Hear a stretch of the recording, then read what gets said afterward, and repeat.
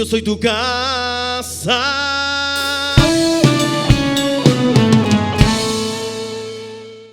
Buenos días. Amiguitos, ¿cómo están? Gloria al Señor. Bueno, estamos contentos porque Dios sigue con nosotros y nunca nos va a abandonar, amén. Entonces estamos contentos por eso, gracias a Dios. Vamos a la palabra y quiero invitarlos al libro de Hebreos. El libro de Hebreos, capítulo 4, y voy a leerles en la Nueva Traducción Viviente el versículo 13. Hebreos 4, 13. Entonces dice la palabra: en el poderoso nombre de nuestro Dios, Padre, Hijo y Espíritu Santo. No hay nada en toda la creación que esté oculto a Dios. Todo está desnudo y expuesto ante sus ojos, y es a Él a quien rendimos cuentas. Voy a volverlo a leer. No hay nada en toda la creación que esté oculto a Dios.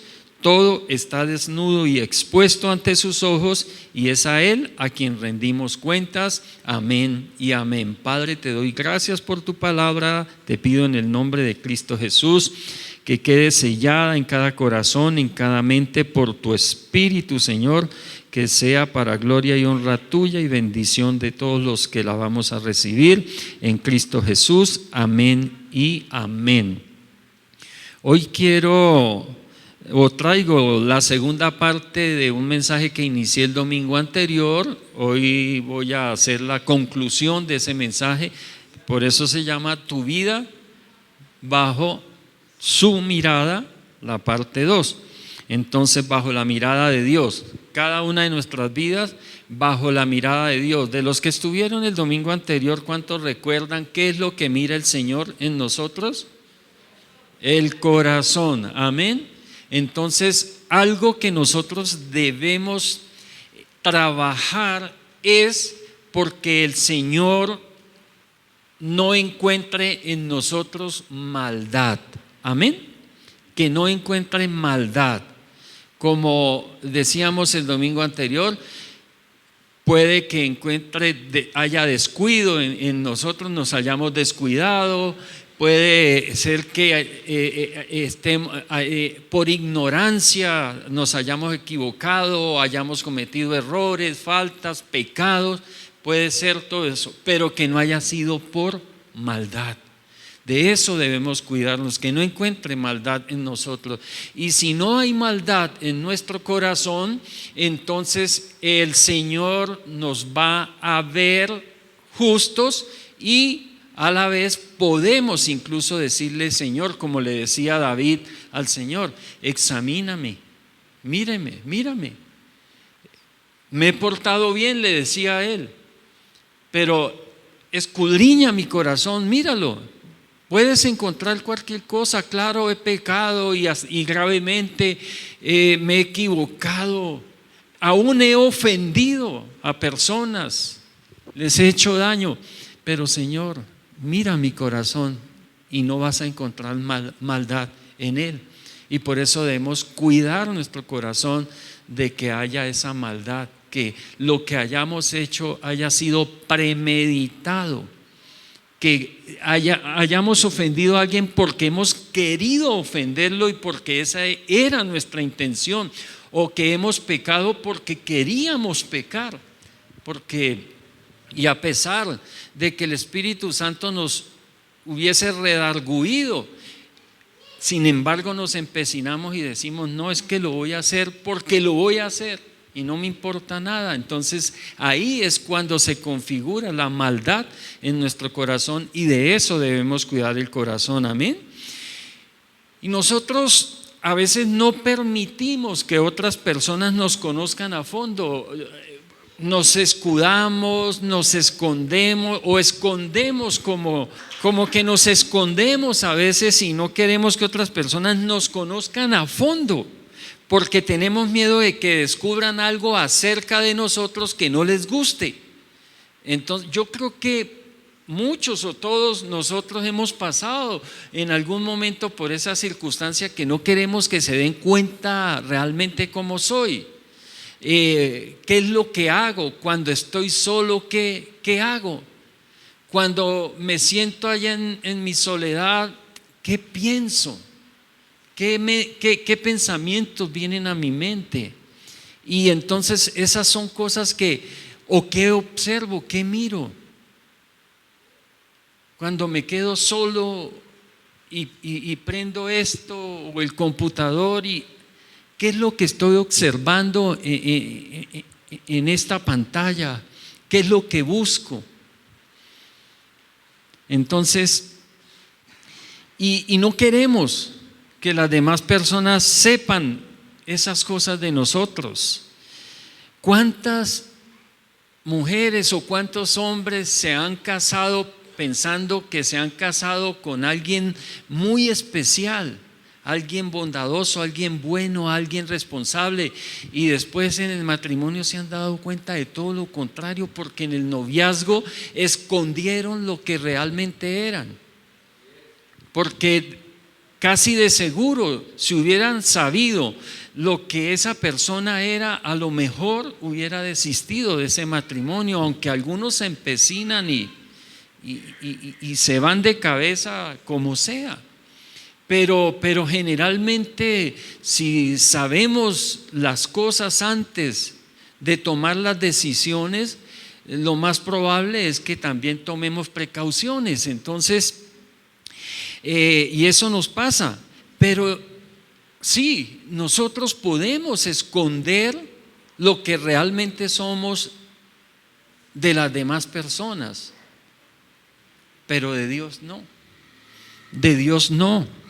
En cuanto a Dios, Él ya conoce todo acerca de nosotros. No le podemos ocultar nada.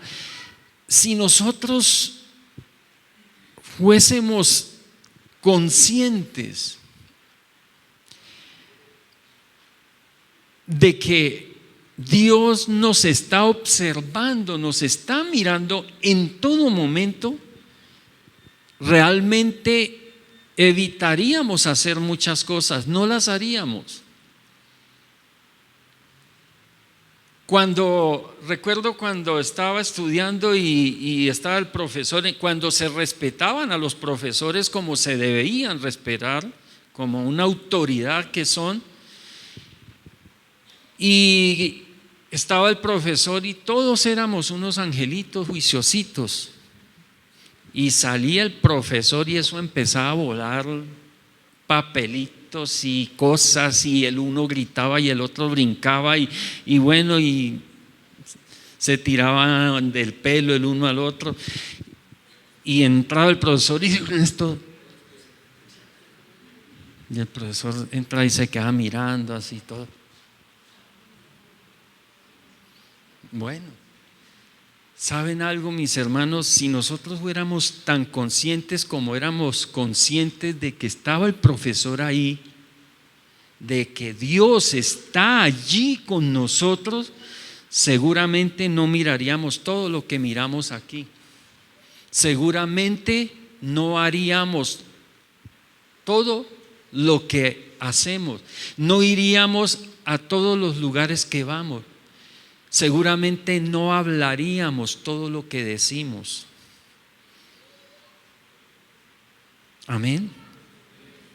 Entonces debemos tener esa conciencia, porque la verdad, Dios siempre nos está viendo. Dice la palabra, todo está desnudo. Nosotros estamos desnudos delante de Dios. Cuando Adán y Eva pecaron, recordemos que ellos antes andaban desnudos y no había problema, pero no habían pecado, estaban limpios, su corazón estaba limpio delante de Dios, no había entrado esa maldad en el corazón de Adán y Eva. Pero en el momento en que pecaron y cometieron e hicieron lo que no debían hacer, que el Señor les había ordenado, ¿cómo se sintieron? ¿O cómo se vieron? No solo se sintieron, sino que, ay caramba, yo estoy desnudo. Así estamos delante del Señor, estamos desnudos. Y debemos tener conciencia de esas cosas, de que Dios nos está observando, que nuestra vida está en todo momento bajo la mirada del Señor. Amén. En todo momento está bajo la mirada del Señor.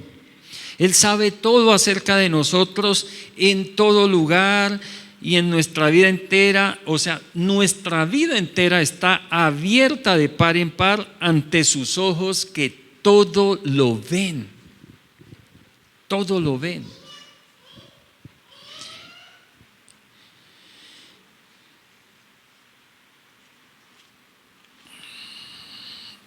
Él ve todo lo que hacemos y sabe todo lo que pensamos, aun cuando no estemos conscientes de su presencia. Él está ahí. Él está ahí. ¡Qué vergüenza!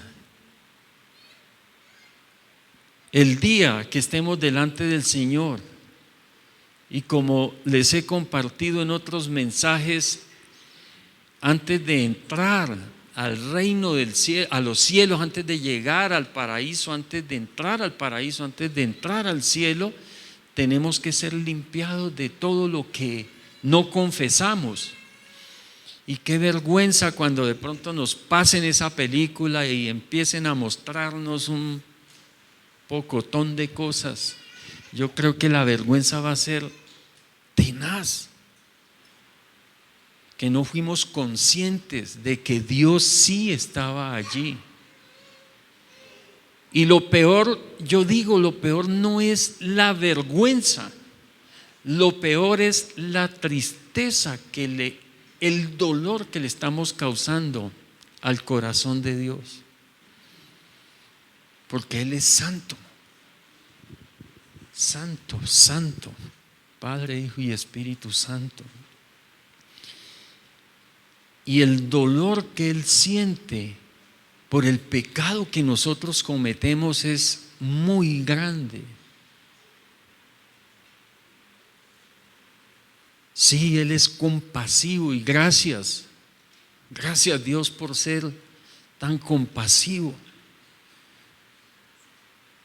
y por mirarnos a través de la sangre de Cristo.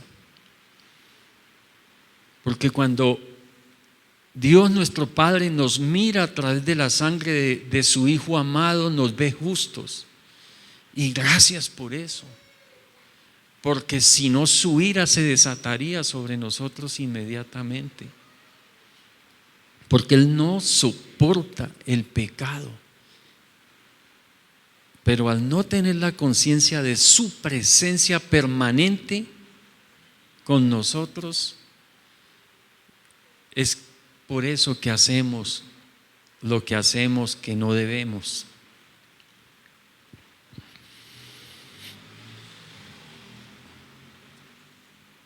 No podemos ocultar secretos de Él.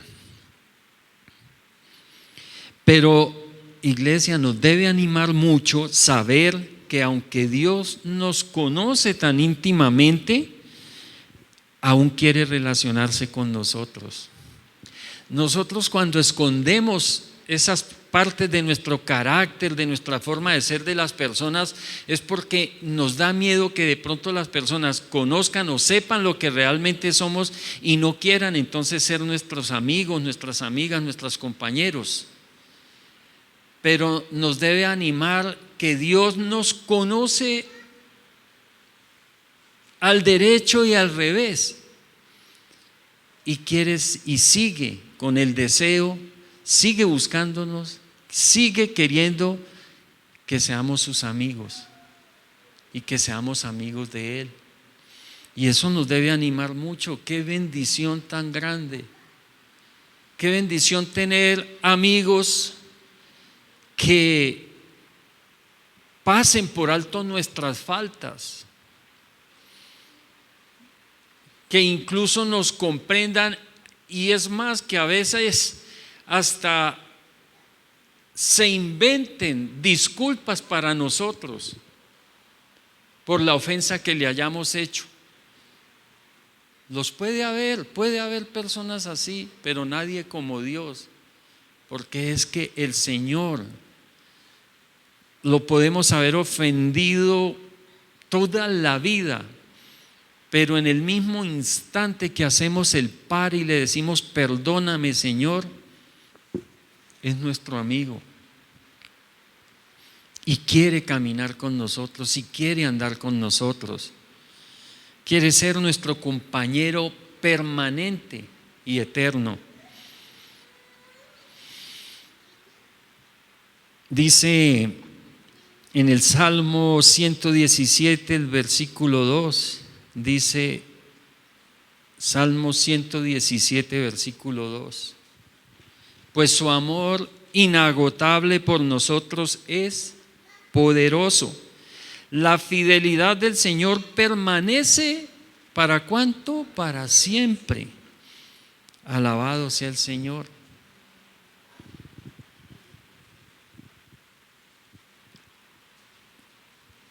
¿Cómo es posible que muchas veces nosotros no entendamos la grandeza del amor de Dios, cuando a pesar de toda nuestra infidelidad con Él, Él sigue siendo fiel con nosotros?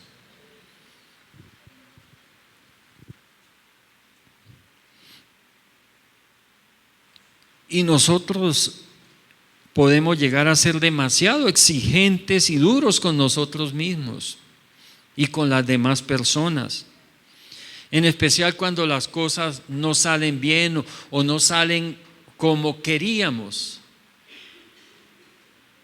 o a veces cuando nos sentimos defraudados por las personas.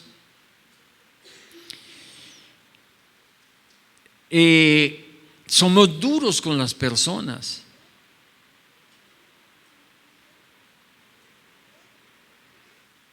Pero queremos que sean pacientes con nosotros. Y Dios no solamente no es duro con nosotros, porque no nos da todo lo que merecemos por el mal que hacemos, sino que además es una paciencia infinita con nosotros. Claro, el día que tenga que llegar el juicio hay que rendir cuentas, porque como dice la palabra, a Él tenemos que rendirle cuentas. Y un día vamos a estar delante del juez eterno. Vamos a estar. Pero antes de ello está su misericordia infinita con nosotros.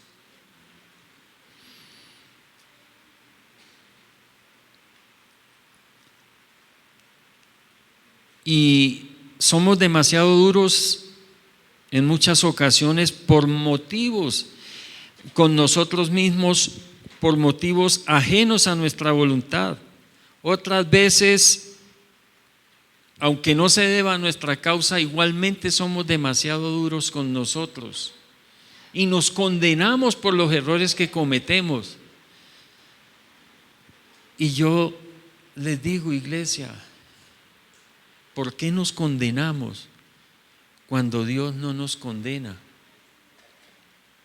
En este tiempo de la gracia en el que aún estamos, el Señor no nos condena.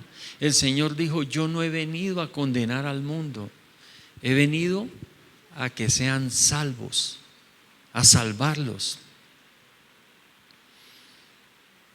Antes de ser tan duros con nosotros mismos, vayamos a la presencia de Él, pongámonos a cuentas con Él y vamos a ver su bondad dándonos nuevas y nuevas y nuevas oportunidades.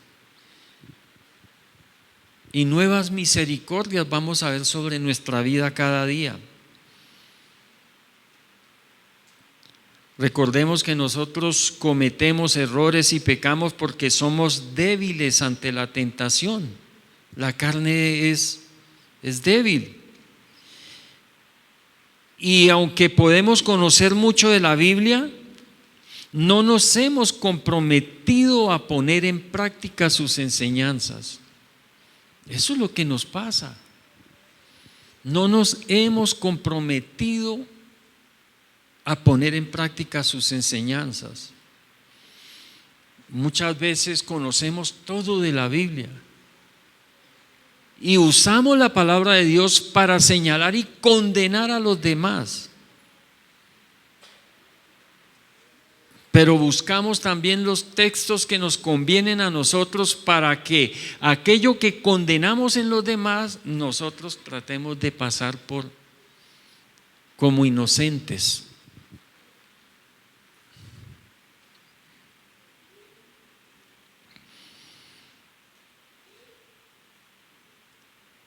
Debemos poner en práctica la palabra de Dios siempre, siempre.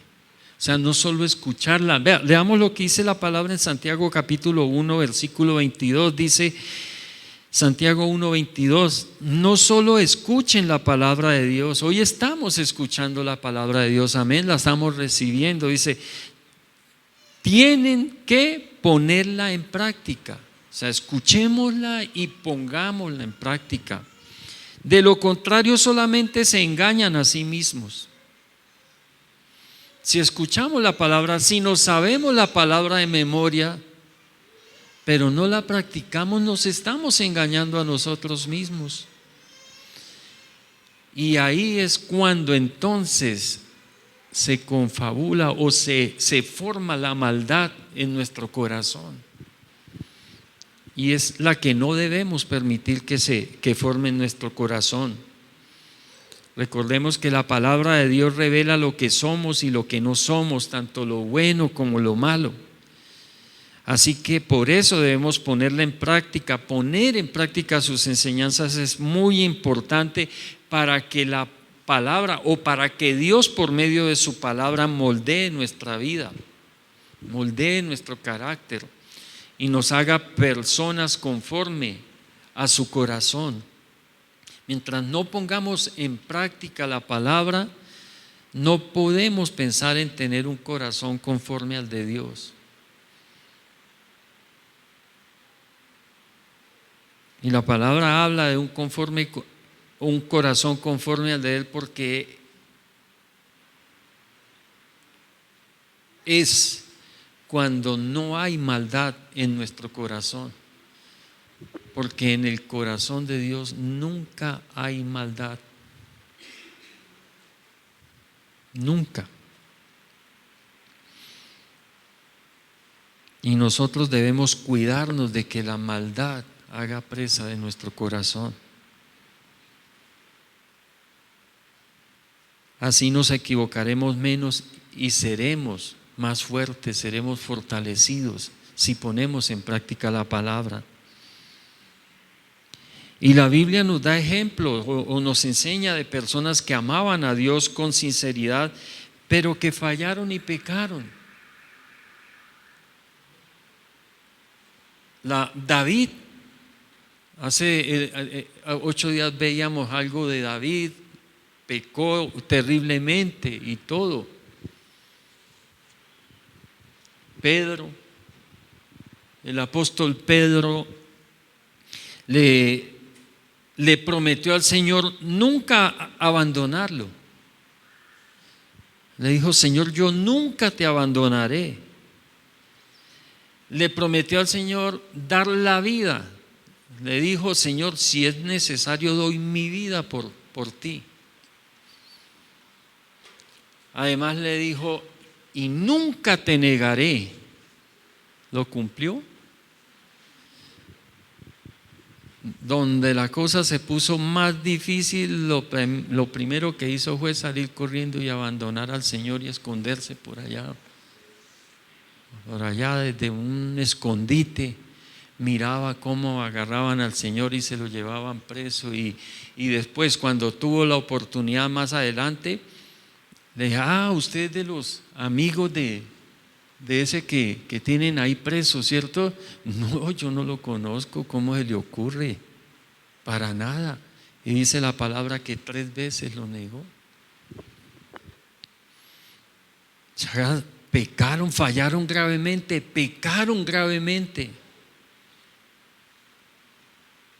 Pero cuando Pedro negó al Señor, en su corazón no estaba, cuando le prometió al Señor, él no estaba diciendo: Señor, yo nunca te voy a negar, y en su mente estaba pensando: apenas tenga la primera oportunidad, lo niego. No, él estaba siendo sincero. Él estaba con su corazón sano diciéndole al Señor: nunca te voy a abandonar, y era porque él pensaba que nunca lo iba a abandonar, que nunca lo iba a negar. Y lo abandonó y lo negó.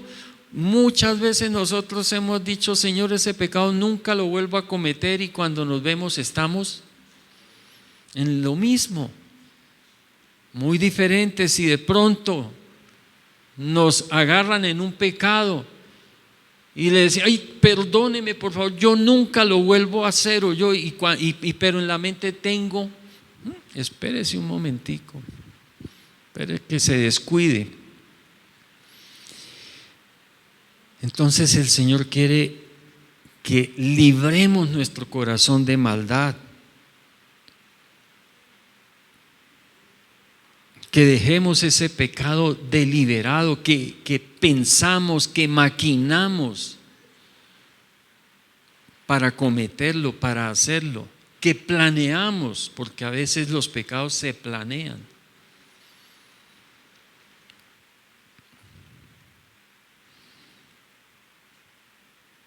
Y uno puede decir: bueno, pero porque a veces se puede preguntar uno: ¿y cómo Dios permitió que llegáramos a ese punto? ¿Por qué no hizo algo para detenerlo, para impedirlo? ¿Es que acaso Dios no se dio cuenta de que las cosas estaban tan mal? Recordemos, iglesia, que aunque Dios conoce todo acerca de nosotros, incluidos nuestros errores y pecados, tengamos siempre presente lo siguiente. En primer lugar, Dios no es responsable de nuestros errores y pecados. Dios no es responsable de nuestros errores y pecados. Leamos en Santiago capítulo 1, el versículo 13. Dice: cuando sean tentados, acuérdense de no decir: Dios me está tentando. Dios nunca es tentado a hacer el mal y jamás tienta a nadie. La tentación viene de nuestros propios deseos, los cuales nos seducen y nos arrastran. Dios no es responsable de nuestros errores y pecados.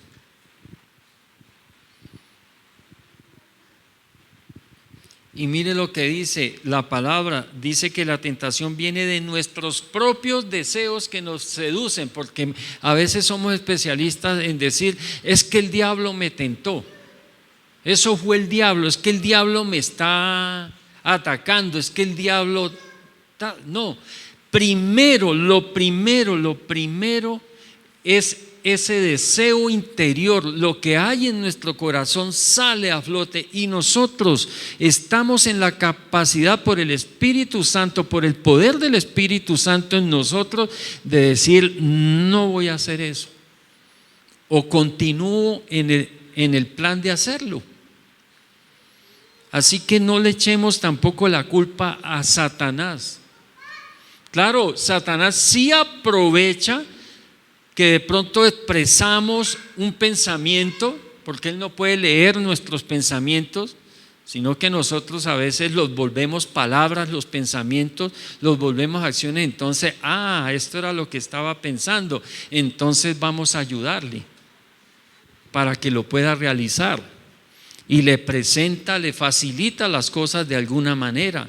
Utiliza sus amigos para facilitar el camino a que esa tentación se vuelva pecado. Entonces tengamos muy en cuenta eso, iglesia. Dios no es responsable de nuestros errores y pecados. Eso sale, la tentación viene de nuestros propios deseos que nos seducen y nos arrastran, y nosotros nos dejamos llevar de ellos. En segundo lugar, Dios no es responsable por las consecuencias de nuestros errores y pecados. Dios no es responsable de las consecuencias de nuestros errores y pecados. Leamos lo que dice la palabra en Romanos capítulo 6, versículo 23. Dice lo siguiente: pues la paga que deja el pecado es la muerte, pero el regalo que Dios da es la vida eterna por medio de Cristo Jesús nuestro Señor. Y ahí el Señor nos da una esperanza. Sí, pecamos y dice que la paga del pecado es muerte, y por eso vienen consecuencias duras y difíciles por causa de los pecados, de los errores que nosotros cometemos, y sobre todo sobre los que cometemos con maldad, con premeditación, los que cometemos deliberadamente pensando hacerlos, organizando hacerlos, planeándolos. De esos pecados, de esos errores, sí que se reciben consecuencias malas. Y ahí es cuando la palabra dice: la paga del pecado es muerte. Muchos literalmente han perdido la vida, pero en la mayoría de los casos la muerte es una muerte espiritual, una muerte del alma. Porque hay personas que, teniendo todo lo materialmente posible, viven tan amargadas, tan tristes, y se quitan la vida porque sufrieron una muerte espiritual antes de llegar a tomar esas acciones contra su vida, de quitársela. Y dice en Gálatas capítulo 6, versículos 7 y 8: no se dejen engañar. Nadie puede burlarse de la justicia de Dios. Siempre se cosecha lo que se siembra. Entonces a veces estamos diciendo: es que Dios me está castigando. No, eso cosechó, pues esa fue la semilla que sembró, pues es el fruto que va a recibir. Sembró odio, está recibiendo odio. Sembró abandono, no se ha arrepentido, pues está recibiendo abandono.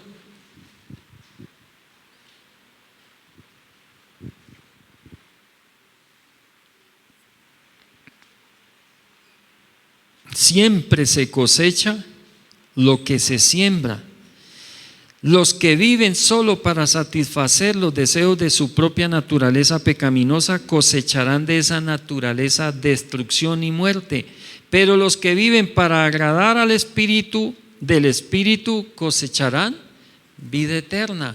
Entonces, como les decía, tenemos esa gran esperanza que nos deja así: cometimos el pecado, la paga del pecado es muerte, pero dice el Señor que si vamos a Él, nos arrepentimos de verdad, recomenzamos, y el Señor nos da nuevas oportunidades. Y a veces tenemos que pasar por la aflicción de vivir consecuencias de nuestros pecados y de nuestros errores. Pero cuando vamos a Dios, otras veces nos libra y nos guarda por su misericordia. Él muchas veces tiene que permitir que pasemos ese dolor y pasemos esa consecuencia para que aprendamos. Porque si no, no aprendemos. Si de todas nos libra, no vamos a aprender, iglesia.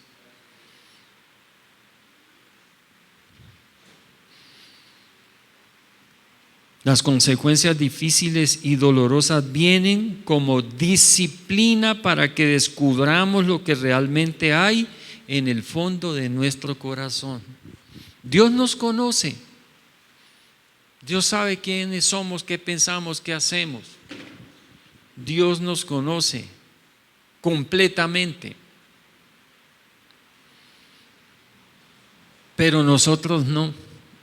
Nosotros muchas veces no nos conocemos ni nosotros mismos.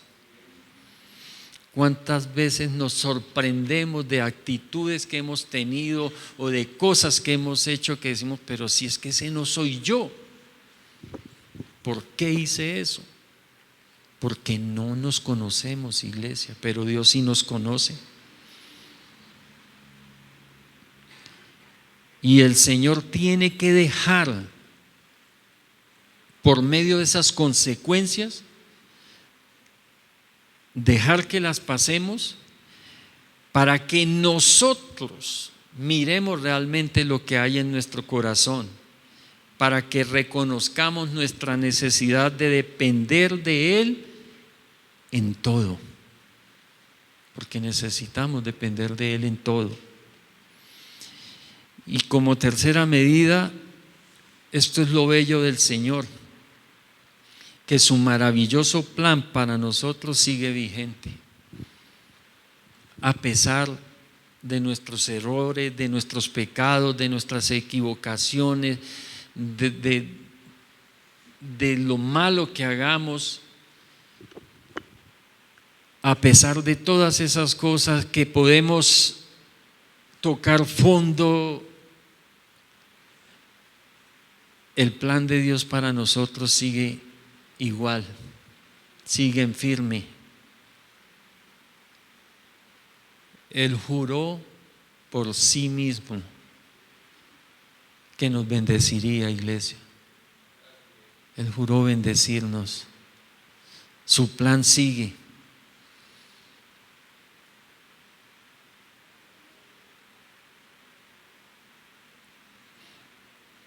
Su plan para nosotros sigue. Y este no va a ser cambiado porque cometimos un error o porque pecamos. Nunca nos sintamos separados de Él. Volvamos siempre a Él.